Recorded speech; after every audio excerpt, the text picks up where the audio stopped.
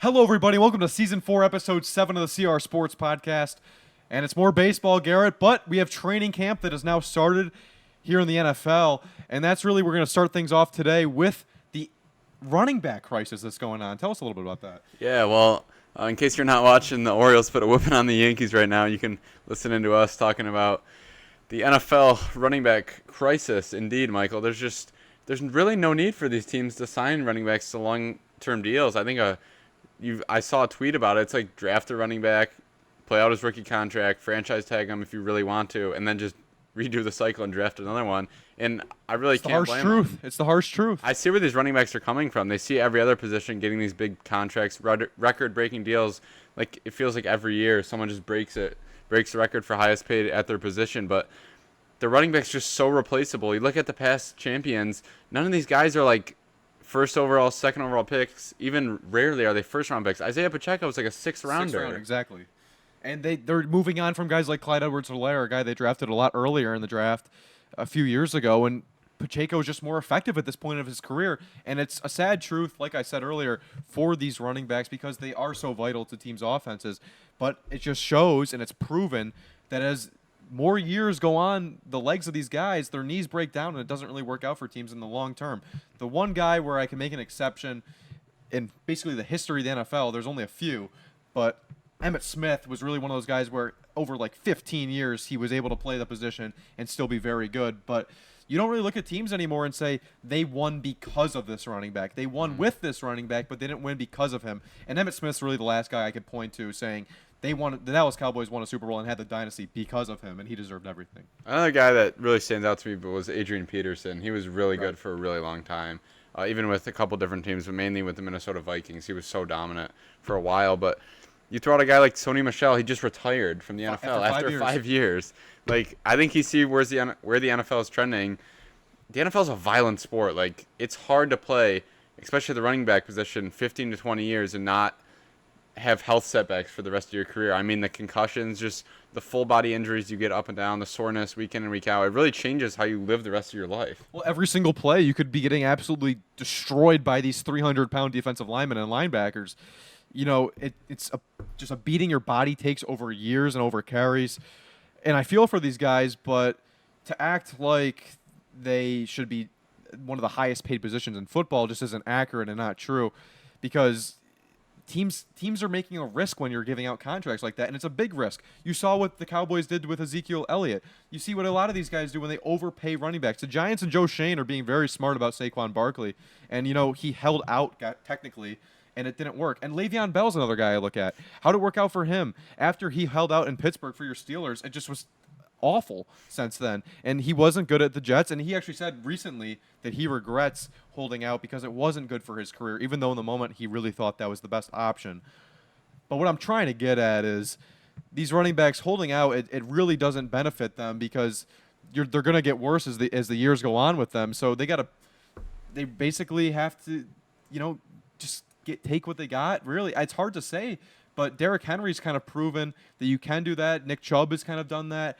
But it's very rare to get these guys, and franchise tagging them is probably the best option. Well, Michael, when you're a 24, 25-year-old running back in your prime coming off of your best season yet in the NFL, you want to get a long-term extension. You want to get a tons of money. But the NFL is really – these teams are really looking for the running back's future. This running back's like, I just had an amazing season. How come I'm not getting an absolute bag right now? Well, you had 300 carries. Yeah, exactly. Like – you mentioned Derrick Henry. He's been able to sustain it for a couple of years. He hasn't held out. He's just taking his money. And a lot of the running backs, I think they just need to take their money and just be okay with that. It's not like you're getting paid $80K a year to be a running back in the NFL. You're getting millions of dollars.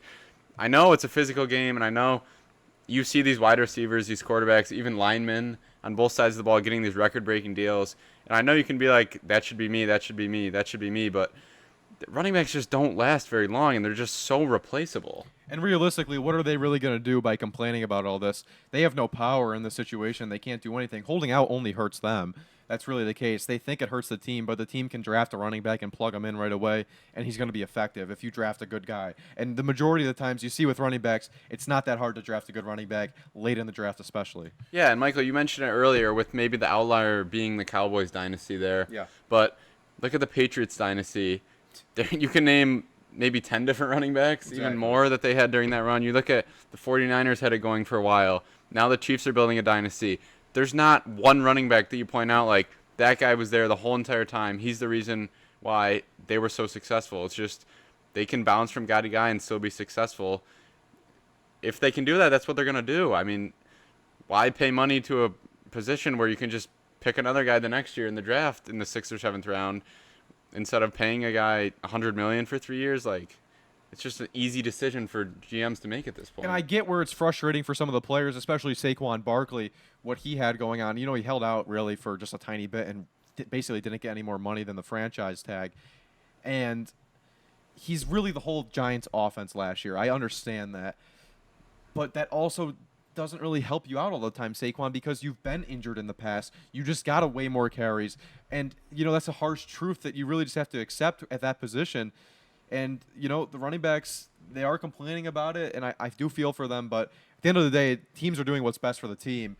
And paying long-term contracts, it's proven recently in the past with guys like Le'Veon Bell and Ezekiel Elliott that holding out doesn't really work out for not only the team or the player. Yeah, and the game's moving in a direction where passing and it's just becoming a lot more relevant than the old days where you're just handing it to the running back 4 straight times and hoping he can pick you up 10 yards. Even looking at some of the most dominant running backs in the history of the NFL, a guy like Jerome Bettis, he didn't lead the league in rushing for 15 straight seasons. There was a pinnacle of his career where it felt like nobody can stop him, but eventually his body disintegrated over time and he just started to break down. And we're going to see it with guys like Derrick Henry. I'd be surprised if Derrick Henry can go for 3 or 5 more years or longer than that, the way he's trending right now. And, you know, just to give an example on things, when Zeke was holding out, you remember it was going into the 2019 season. So he was just coming off his 2nd rushing title. He was the league leader in rushing in 2018, and he was great. But he held out, and the Cowboys actually in 2019 drafted a guy named Tony Pollard. I don't know if anyone's familiar with him. But instead of playing Tony, they gave Zeke this long-term contract that really tied him up in getting other guys in free agency. So they go spend the money on Zeke. That's what Jerry wanted to do. And if you look back at it, if they let him go and they just let him hold out and not caved in to give him this long deal that was made him the highest paid player at the running back position, I think it was at the time. I'm not exactly sure. But either way, if they played a rookie Tony Pollard, I'm pretty sure the Dallas Cowboys offense would have been fine. And regardless, they went 8-8 that year, so it didn't really matter that much at all because Zeke's production got a lot worse. Well, yeah, you see that a lot of times with all pro major sports, not even just the major sports, other sports. You pay this guy all the money, you want to play him, but Tony Pollard has been the better back in Dallas pretty much since he got there. I agree. And he's another guy where in a couple of years, when he's due for an extension or he's due for another contract beyond his rookie deal, we'll see if the Cowboys make the mistake again of giving a running back a big deal. I mean, I don't think so. Pollard he wasn't holding out, but he was kind of requesting a long-term contract this offseason. And they just stuck to the tag because I think, you know, the wrongs of the past have kind of proven that this doesn't really work out for you and the team or the player. So the best direction is going to tag and, you know, you reevaluate things after a year. Maybe you give them a 1-year deal or something like that, but multi-year deal with running backs usually isn't the best case. I say we talk about the injuries now in training camp that are really affecting teams. Joe Burrow being the main one, and Jalen Ramsey for the Dolphins as well. Burrow obviously with the Bengals, one of the top 5 quarterbacks in this league. Some would say top 3, and that's a tough injury. It's a calf injury. Could have been an Achilles. Some were speculating early on in the injury. But Burrow is going to be sidelined from training camp for a few weeks. I think he'll be able to start week 1, but we're going to see about it. Yeah, it looks like it was a calf strain. I know a lot of people were very worried at the time of the injury, but I think a calf strain is good news for Bengals fans. As you mentioned, Joe Burrow in a loaded AFC, probably a top 3, if not top 5 quarterback in the league. He's 3-1 against Mahomes. He's proved to have been success against the Chiefs. So I want to see Joe Burrow healthy. I'm a Steelers fan. We are in the same division as the Bengals, but I do want to see Joe Burrow healthy and a healthy Bengals team and see what they can do. And then the other guy who sparked a lot of news was Jalen Ramsey being hurt, and it looks like he's listed out 6 to 8 weeks, so maybe missing the first couple of weeks. But when I first saw it, I thought he was going to be like out for the year. I heard something where he was going to miss a lot more time than he's expected to miss now. So, you know, Tyreek Hill's pretty happy that he no longer has to be guarded by Jalen Ramsey in training camp and practice, but I think we're going to see him fully healthy maybe towards the middle weeks, week 4 or 5. Yeah, and training camp is really where the teams get everything together, figure new stuff out. If they got new coaches or whatever, changing up offenses or defensive schemes, and having these big injuries, especially with key players like those two we just mentioned, with Burrow and Ramsey, it's not helpful for a team. Obviously, you want your guys playing in all of training camp, getting the chemistry with the other guys in there who maybe even be rookies. But if you have your veteran guys and those superstars like those two are, you can really plug them in right away, and they should be fine. You know, if Joe Burrow's right there, he's just mentally taking reps. He'll be ready to go come the start of the season. Yeah, Ramsey, I'm not too worried about. He's been in the league for a while. He's a great veteran. Burrow's not really a veteran, but he's just as soon as he was in the league, he was thrown in with these guys. So he's just been playing with them, and even Jamar Chase has been playing with in college. So the chemistry there is just it's great from the Bengals. But Michael, to circle back a little bit to the running backs, how about the fact that Jonathan Taylor no longer wants to be an Indianapolis Colt? It kind of came out of nowhere, to be honest. I didn't really see it coming. Is there any news on where he'd like to go? Because I don't know why he'd want to do that. You got a rookie quarterback in Anthony Richardson, and I really think just helping him out would be a huge thing, especially from one of the premier backs in the league. Obviously, a down year for Jonathan Taylor last year, but he's not helping out the Colts anyway. And we'll see what Jim Irsay will do. You know, he's always an interesting guy, and if he'll trade him or not. But Yeah. it's the power's with the Colts, and that's what some players don't recognize. It's not like the NBA. Yeah, no. The NFL teams have a lot more power than the players themselves. Jonathan Taylor trying a new route. Instead of wanting more money, he just requests a trade. We'll see how that works for him. It did really just come out of nowhere. I don't think the Colts are going to be very competitive this year. I think it's going to take Anthony Richardson some time to develop in the NFL, but I don't know. Maybe after last year, he thought they were going to be good. He's like, that was a pretty disappointing season. I can see us missing the playoffs again. I just want to go to a winning culture. Maybe he was unhappy with the coaching staff. Maybe he was fed up with a couple of his teammates. We really don't know at this point, but I don't think we're going to be seeing him suiting up in blue and white anymore unless it's for a different team. Yeah, maybe for the Buffalo Bills, for the Bills fans out there, that's a guy they could probably use. That's a position that they need, but that'd be the only other blue and white team, I think. And this NFL season, it's coming up quick with, preseason kind of around the corner at this point. Is there anything that you'd want to make, Garrett, as a hot take? You see these shows every day just talking about football nonstop, and, we've really been talking about baseball recently. But we thought to give the NFL some attention here as preseason's coming around the corner, as we're approaching August, and also just these injuries that have happened in the running back discussion that's going on. Is there anything that you see that may be a difference in especially how the season went last year to this year? No, Michael, I actually just finished watching the quarterback documentary on Netflix. I haven't finished it yet. That thing is great. Yeah, it is a really good documentary. Just the point of views you get from three different guys: a superstar, a solid quarterback, probably a Pro Bowler, and then a guy who a role player, a bench is now piece. going to be a backup somewhere else. In Philly. Yeah, in Philly behind Jalen Hurts, but it does make me cheer for the Vikings a little more next year. Something about Kirk Cousins, I can just get behind that guy. I'm done. How do you think Mahomes came across? There's some controversy with that. I think it's been some guy said it in the paper saying that he came across as arrogant and smug or whatever, like trash talking. I thought it's great, the energy you see from Mahomes, and it really shows the confidence that he has going up against literally anybody. He doesn't care. He knows how good he is, and he's not afraid to lead the Chiefs to victory, regardless who's playing at wide receiver, regardless who they have on defense. Mahomes brings that for the Chiefs, and that's something I'd want every quarterback to have in this league if that's your team. Yeah, I would say it was more confident than cocky. That's what I said. I would say he was maybe on the borderline of getting a little cocky, but you hear him say, like, oh, great rush, man, great rush dog, after all these guys are coming after him. And he's not saying, like, oh, we're going to win 10 Super Bowls, we're the greatest team ever. Like, he's confident during the game. He's like, I make plays, that's what I do. Like, That's cool. That's self-confidence. Yeah. That's, he trusts himself, which is a big part of – confidence is a big part of the game itself. And you see, watching him and then watching Marcus Mariota, it's just completely different. It is. I felt like Marcus Mariota felt like he was showing no emotion compared to Patrick Mahomes. It seems like he doesn't have the confidence like Mahomes does.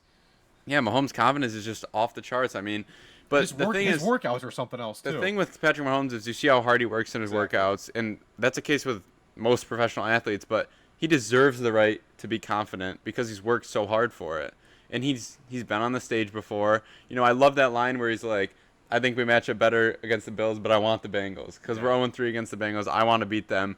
He knows he has a ton of respect for Joe Burrow. He's got a ton of respect for Josh Allen, but he knows the Bengals have had my number. I want to go out and beat them. I'm not saying, oh, the Bengals suck. We're the greatest team ever. He's saying, let's go get our revenge. It's time. Yeah, I thought what I saw from Mahomes was excellent. I've only finished 4 of the episodes so far. But you know what? I love this part of this documentary series probably the best. When he went up to Max Crosby and got right in his face, helmet to helmet, nose to nose. I thought that showed something. That's your franchise star quarterback, a guy that's making $500 million over 10 years, $500 million. And you see him doing that to Max Crosby, a scary-looking dude. That's what I'd say. I wouldn't want to get up in his face. Patrick Mahomes really showed something there, and I think that really sparks the team. And you see it on the show. He does it a lot. He's really got this confidence and swagger about him that I think players get drawn to, and that's something you want for your team and everyone of those quarterbacks, like I just said. But Kirk Cousins, let's just talk about him real quick. He's just like an ordinary guy, and I thought that was kind of excellent about the documentary.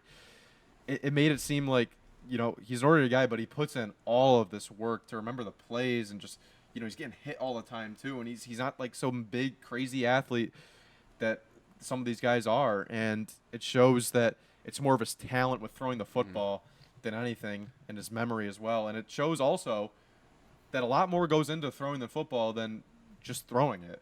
You got to. It's a lot of cerebral work as well with your brain. Yeah, you watch all the film they've been breaking down, but I really like the point of view that they show with Kirk Cousins because it's like he goes from firing his teammates up, leading a game-winning drive in an NFL game, screaming "You like that," getting the whole locker room fired up. All of a sudden, he goes to the press conference. His wife has his outfit picked out for him. Yeah. He goes home and he reads books to his kids at night, and he goes to bed at 9:30. Yeah, good for it's him. like, yeah, it's like I love to see stuff like that. It's just like that's stuff that I never would have known if it weren't for this documentary. And it's stuff like Marcus Mariota, his personal chef. He's inviting him to his games. He met his wife in college. Just stuff like that. You really get to see. Who was a former athlete as well at Oregon. Yeah, you get to see the work that Kirk Cousins put in. Going to the cold tub. He's getting hours of just recovery, whether it's PT or a chiropractor laying him down on a table and working on him for a couple hours. It's like, and then just to do it all over again the next week and go through the same process. He said it. It's like, at the end of the day, once you get to the playoffs, that's why you do everything you do the whole season. You ask yourself, why do I put myself through 17 weeks of my body just getting destroyed? Yeah, it's for the glory. Literally hell. It's literally what it looks like to them. And I really feel for the guys, and it also really proves the point of why some of these players and a lot of these players didn't want an extra week added on to the season from 16 to 17 when they did it a couple of years ago. Because, and why Thursday Night Football is such a big deal to these players who it's hard to recover with 3 days off. And it's also your chance of injury goes up dramatically, and it just also just a beatdown that their bodies go through, and it really gives you a more of appreciation for the quarterbacks in this league, and it also really shows you, Garrett, why you need a great offensive line in this league and how it can help and how it can also destroy your whole team when you don't have one. Yeah, and it just honestly it makes me question like how many injuries are these guys playing through right now? Like you saw them a home ankle injury. I mean, that was something that was like talked about, that was televised. We knew about that, but how about the one play where Kirk Cousins gets knocked down? He goes, "Oh, I just got the wind knocked out of me. I'll be good." And his ribs are like, you could see him holding his ribs after every single throw he made. He's breathing on the sideline in pain. He's going, it's I didn't know that watching the game though. I would have had no idea. Like, there's so many people that I'm like, is this guy playing through an injury? Is this guy playing through an injury? But these guys are just. I think the mental part is like the hardest thing. Just to tell yourself, I'm okay. I have to do this for my teammates. Yeah, I agree. So if you can't tell, we obviously like that documentary, and we recommend it to anybody who hasn't watched it yet. I feel like it's really been one of the great hits on Netflix so far. But let's go into some baseball, Garrett. Your Orioles got a big win tonight. Can I just cut you off for a second? We'll get to baseball in a second. Who do you want to see on next season a quarterback? Who do I want to see? Yeah. Like, who is like, that's an that exciting dude. intrigues Like, me. I want to see that guy. I want to see what his daily routine looks like. Not like, I don't really care for that guy too much. I'm kind of interested in Tua. I'd want to know about Tua because with the concussions, if there's any like things we don't know about, like you said with the Kirk Cousins injuries, I would also, I know Tom Brady's gone, but I would have really liked to see one with Tom Brady. That would have been cool. An older quarterback. I'd probably want an older one. Who's like the oldest quarterback in the league right now? You think? Rodgers. He's up Yeah, there. Rodgers would be cool. He wouldn't want that. He's disappointed about Hard Knocks going to the Jets, which is going to be interesting too to watch. But I think Rodgers would be cool. And you know what I'm going to do? I know I didn't really go on like the same level. Should I pick like because Tua would be like the intermediate guy, Yeah. Rodgers who would be like let me think about it. All right, I'll get. Wait, Cooper Rush. How about we go Cooper Rush? You don't I think that'd be intriguing. I'd rather have a starter than a backup. Okay, starter. Cowboys bias right there. It Starter. would. I think a backup would be interesting for the first couple weeks, but if Dak's playing all 17 games, I don't know if I want to see the backup True. Right. the whole time. Is Derek Carr on a low enough level? Yeah, that would be interesting, Or especially Ryan with the new Tannehill? situation. Ryan Tannehill. Yeah, That's that what. would be- Those guys. I'm gonna put out 3 names. They're not. One I would say is one of the faces of the league. The other 2 are solid quarterbacks, Okay. but they're a little unproven. The first one I want to see is Joe Burrow. Especially now with the injury, like how he would deal with that. But just, I feel like the hype around him has just been so much over the last 2 years. And then a little under the radar one. How about Jared Goff in Detroit? Oh, that would. With just the He'd be- Detroit culture, He that would would become just so be- likable so fast. Exactly. Especially because the Lions, they could win the division this year. Like Possible. after such a Fields would be a they're good one taking too. they're taking a big step forward. The young guys, it's hard to tell with like a rookie or something because it's like this guy hasn't been in the league more than a year. A rookie, this is his first year in the league. He doesn't really know how to deal with it. And Or then he could be great. And yeah, exactly. You don't know. And then, but does he really have like the life figured out? Does he know what it takes to be successful yet? And then another guy I want to see is Russell Wilson, with Sean Payton coming into Denver after the Nathaniel Hackett era, which lasted only a year. Just the expectations that are being thrown on them. I want to see how he deals with that. Russell is a guy that says a lot of crazy metaphors sometimes that are very cliche. I feel like he'd be like acting like there's a camera around him Yeah. at all times. But if I had to pick one, He wouldn't forget. if I had to pick one, it had to be Jared Goff, just to see Dan Campbell and just the energy. That would be what it's good. like in Detroit. The relationship that Kirk had with Kevin O'Connell too. Mm-hmm. I thought that was kind of unique because it's a new offense that he had to learn. Yeah. And Kevin's also a pretty young guy, so they're around. It looks like they're around the same age. I bet Kevin's a little bit older, but it was cool seeing the relationship that the players have with their offensive coordinators. And then seeing Andy Reid, just like that's what I thought Andy Reid would be like, and he turned out to be the exact same way as I thought in my head. He's like, all right, you guys get your own time, come up with your own plays, and we'll run them. We don't care. That's what makes Andy Reid, a great coach because he really just knows when he has a star player, he'll go, I'll let Mahomes go do that. I'll go let the best quarterback in the league go do that. And I think it was great. And I don't want to say they got lucky in the first season, but they picked someone who missed the playoffs, who had a little drama towards the end of the season, who got hurt. Then they picked someone who had a shockingly great season, but they lost. They got upset in the first round of the playoffs, and then they picked the Super Bowl winner. Right. Like, they're not. I don't think they're gonna get the Super Bowl winner again. Like, no, that's they got the draw they had last year was just. It made the show, I think, even better. Well, if you pick Patrick Mahomes, there's a high chance that you could get the Super Bowl winner. It hasn't. Yeah, I think they should he's pick been Kenny doing Pickett if they want that. All right. He's been doing AFC. You should pick Dak. He's been doing AFC Championship every single time in his career so far, which is insane to me. 4 straight seasons, at least into the Super Bowl twice, and obviously winning it twice. Actually, no, 3 times to the Super Bowl and winning it twice. So the guy's career is unbelievable and amazing, and it's going to be fun to follow him. Now, should we get into baseball? That was just like, I'm really looking forward to it now for next year. Like, Oh, yeah, I it's fun. really love the idea there, and they executed it very well. And Peyton Manning was sort of the engine behind that, and Executive producer. yeah. So that'll be something I'm looking forward to next year. But we'll swing into baseball a little bit as we get into the last 60 games or so. 2 days till the trade deadline, August 1st, which is on Tuesday.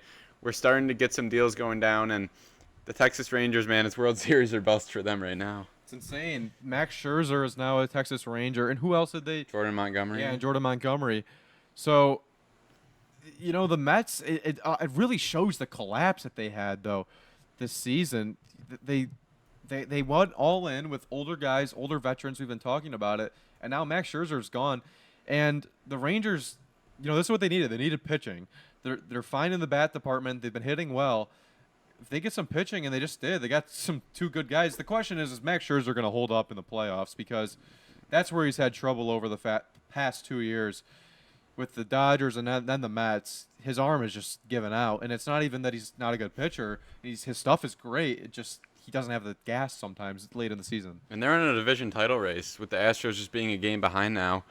The Astros are a team who they don't look like the normal selves from the past couple of years. I think they're still, if I had to pick someone to win the AL, I would have to go with the Astros just because of the veteran presence they have there. But Really? All right. they know what it takes to win in the postseason. But I'm getting a little bit different of a vibe from them. But as long as they get in the playoffs, it's going to be hard to pick against them. It'd be interesting to see if they do anything at the trade deadline. I remember last year they got Trey Mancini and Christian Vasquez as well from the Red Sox. Yeah, from the Red Sox.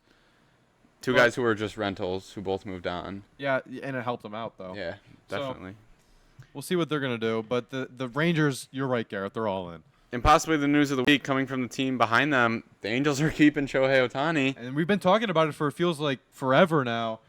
The speculation on if Ohtani would stay with the Angels or would he be shipped off.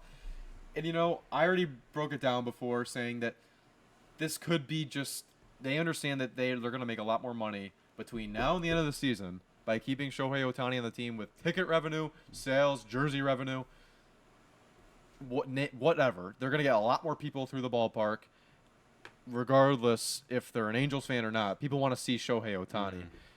But I really don't think they're going to be able to keep him in free agency. I don't think they're going to. It's just that there's going to be other teams out there. They're going to offer him tons and tons of money, max contracts for over $500 million. I just think it's going to happen. Yeah, and they just got C.J. Cron and Randall Grichuk from the Rockies, so adding a little depth to the lineup as well. Hopefully they get Mike Trout back. Mike Trout. Yeah, Mike Trout back in the late parts of August before the playoffs, if they do indeed make it. But as an MLB owner, you want to be competitive so bad. When you finally feel like you have a team that's competitive, it's hard to just give up on them. And I think that's what the Angels sort of ran into here. We have the greatest baseball player of all time on our team. Oh. We want to keep him for as long as we can. I see where you're coming from on that, but at the end of the day, I really think if you were able to ship off Ohtani right now at the trade deadline, you would get an entire farm system in return, and you're building yourself not for just possibly this year because you're going to get some players that are ready now in that package, but for years and years to come. And you could be in this position 5 more times. They haven't been in this position at all with Ohtani and Trout. It's insane. You have 2 of the best players in baseball, and this is the first time you're semi in it. And there's no guarantee they're going to make the playoffs. No guarantee. You have no idea what's going to happen. No. Ohtani could get hurt. Yeah. Yeah, what do they know? But they could have gotten these high touted prospects, but it's gonna see what's gonna happen with the Angels. It'd be cool if they made the playoffs. I don't know when the last time they made the playoffs, but it's been a while. 2017, It's been a little bit around there when they got bounced in the wild card game. But the AL East yet to really make any significant moves. The Orioles did acquire Fujinami from the A's, probably the most significant move out of any team so far. All the moves feel like they happen between Monday and Tuesday. That is like, it's almost like you wish you could break it apart and be like, all right, guys, let's spread it out over the week. But everyone just feels like they trade within 24 hours. The only team I can see in the AL East that would be sellers would be the Yankees, but I think all 5 teams are going to be buyers.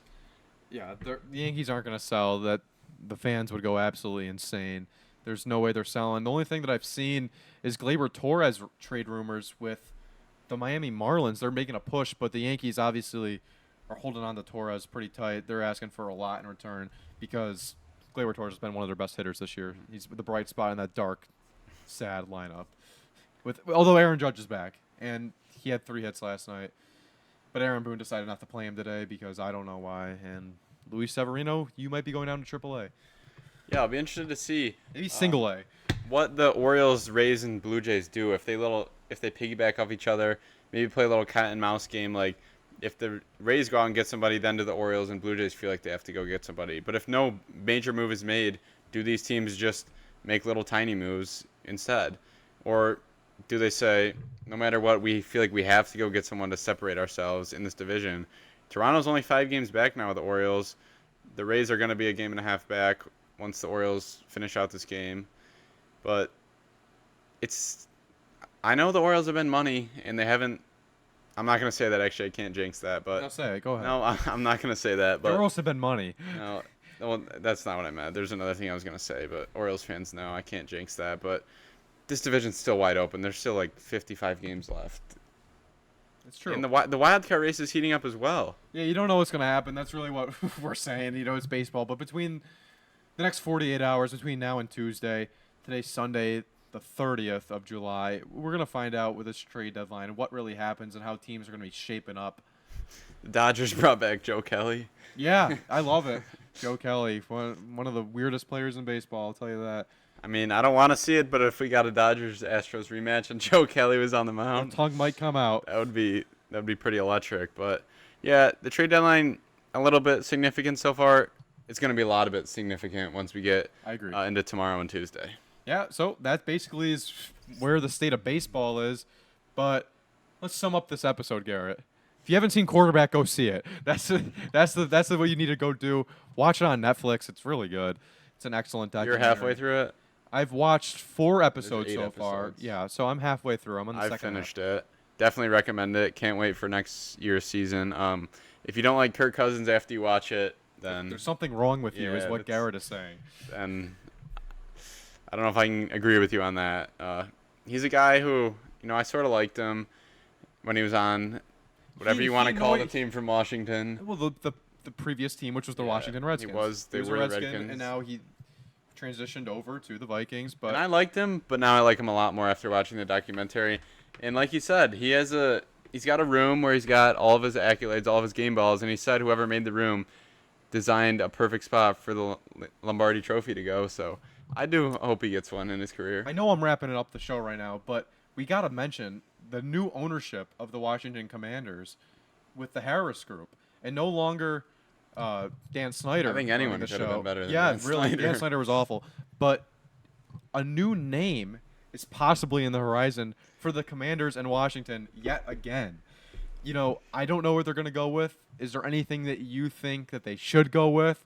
Because there's a lot better names than Commanders, I'll tell you that. Yeah, I didn't love the choice of the Commanders. They can't go back to the Redskins, obviously. I don't think they're going to go back to the football team. I don't know. When they floated a bunch of names when they were changing from the football team to the Commanders, I wasn't really in love with any of them. I wasn't like, it has to be this name. Then they picked the Commanders, and I'm like, whatever. I'm not going to change it. My opinion doesn't really matter. No. I'm going to state it anyways, though. I don't love the Commanders, but It's a terrible name. if we could get them to change it, that would be nice. But the main point is I'm glad Dan Snyder is no longer the owner of the football team that resides in Washington. Now, I think there's a lot of copyright or some type of issues where you can't use certain names because of, like, the Golden State Warriors. But I always thought the Warriors would be, like, a good one. You could keep a similar logo to what they had with the Redskins, and, it's the W as well. So I don't know. They could go in a lot of directions with something like that. I think that would be obviously a good choice. Yeah, the rebranding should be a lot easier because they used to have like the actual Redskin logo, and now they just have a W. So And let's be honest. They used to have a great logo, and the W is not original at I mean, all. if they really wanted to, they could just instead of Commanders on the jersey, they could keep the same ones and just write their new name. Like Exactly. the rebranding doesn't have to be very difficult They because didn't put a lot of effort into the most of their Commanders logos jersey. are just the W. So they could definitely keep that unless maybe he wants to move into a new city, which I don't see happening. But yeah, we'll see. We'll follow that. I think they're going to play this year as the Commanders, but I think it's more for next year that a name change could come into play. Well, I think so too. We're going to keep our eye on it with a lot of things in training camp as well here on CR Sports. Thanks for listening, everybody. Remember to go listen here on YouTube and Spotify. We're going to try to upload stuff on there as well. And follow us on Instagram. Thanks for tuning in, everyone, today. Oh, thanks for tuning in today, everybody. So long.